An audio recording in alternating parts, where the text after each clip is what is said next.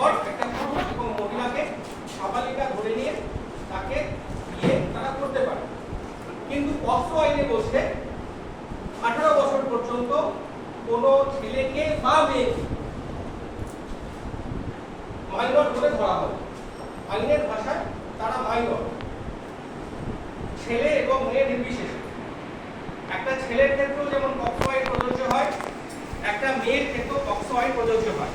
পক্সোর পুরো কথাটা হচ্ছে prevention of child from sexual offence act, অর্থাৎ বাচ্চাদের সাথে যে সমাজে সেক্সুয়াল অ্যাবিউজগুলো হচ্ছে সেই নিয়ে 2012 সালে এই আইনটা তৈরি হয়েছিল, পক্সো আইন।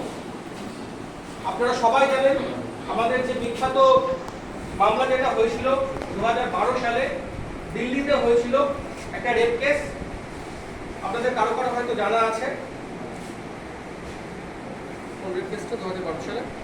আপনারা না না না 2012 সালে দিল্লিতে একটা বাসের মধ্যে, বাস থেকে একটা মেয়ে এবং তার যাচ্ছিল, একটা মেয়ে এবং তার প্রেমিক যাচ্ছিল একসাথে বাসে করে।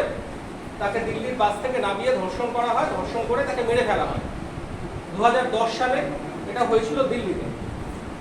তারপর 2012 সালে সেই ঘটনাটাকে মাথায় রেখে 2012 সালে এই পক্সো আইনটা তৈরি হয়, যেটা এফেক্ট হয় 2015 থেকে। প্রথমেই আমরা পক্সো রিলেটেড, পক্সো আইন কি এই রিলেটেড একটা ভিডিও ছোট্ট করে একটা কার্টুন আছে, ছোট্ট